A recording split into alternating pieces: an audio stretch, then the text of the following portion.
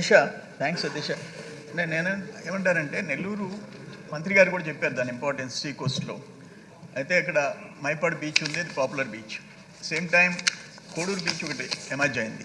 దానికి ఏంటంటే వేలాంగిణి చర్చ్ రావటం, వేలాంగిణి మాత చర్చ్, కొన్ని వేలాది మంది సండే రావటం, సాటర్డే అంతా ఉంది. ఇప్పుడు టూరిజం కూడా రికగ్నైజ్ చేసి హోటల్ రూమ్స్ అన్నీ కట్టించారు.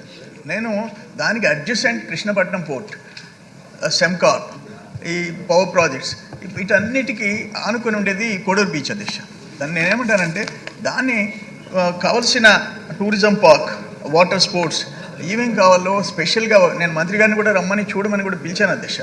దానికి ఒక 3.5 crores రోడ్డు కావాలి. మెయిన్ రోడ్లో నుంచి రోడ్ డ్యామేజ్ అయింది. నేను ప్రయత్నం చేస్తున్నాను, మంత్రి గారికి కూడా చెప్పాను. అందుకని ఏంటంటే అది ఇండస్ట్రియల్ ఏరియా అయిపోయింది. వేలాది మంది కార్మికులు ఆ పక్కన పనిచేస్తున్నారు. వాళ్ళందరికీ అడ్జసెంట్ ఈ కోడూరు బీచ్ ఉంది, దాన్ని వెళ్ళంగానే మాకు చర్చ్ ఉంది, దానికి ప్రత్యేకమైన ఇది ఇవ్వాలని చెప్పేసి, గుర్తింపు ఇవ్వాలా, డెవలప్ చేయాలని చెప్పేసి నేను మీ ద్వారా కోరుకుంటున్నాను అధ్యక్ష. చంద్రమోహన్ రెడ్డి గారు గౌరవ సభ్యులు, సీనియర్ సభ్యులు వారు నాతో పదే కూడా ఈ విషయాన్ని కోడూరు అభివృద్ధి గురించి చెప్పారు అధ్యక్ష. నిజానికి నేను వారి దగ్గరికి ఆ జిల్లాకి వెళ్ళినప్పుడు కలిశాను, వారి ఇంటికి కూడా వెళ్ళినప్పుడు చెప్పిన అంశంలో వేలంకణి మాత టెంపుల్ ఏదైతే ఉందో దాని పరిసర ప్రాంతాల్లో పర్యాటక రంగం అభివృద్ధి చెందడానికి చాలా అవకాశం ఉంది అధ్యక్ష.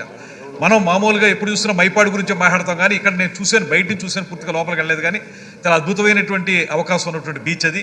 అదేవిధంగా దానికి సంబంధించి ఇప్పటికే కొన్ని రిసార్ట్స్ లాంటివి తయారై ఉన్నాయి. వాటిని పూర్తి చేసుకోవాల్సిన అవసరం కానీ దాన్ని అప్లిఫ్ట్ చేయవలసినటువంటి అవసరం కానీ ప్రత్యేకంగా ఉంది అధ్యక్ష. తప్పనిసరిగా వారు చెప్పినటువంటి కోడూరు బీచ్ని అభివృద్ధి చేయడానికి ఇందులో ఈసారి మేము చేసేటువంటి కార్యక్రమంలో పెట్టుకుంటాం అనేటువంటి మాట వారికి తెలియజేస్తూ,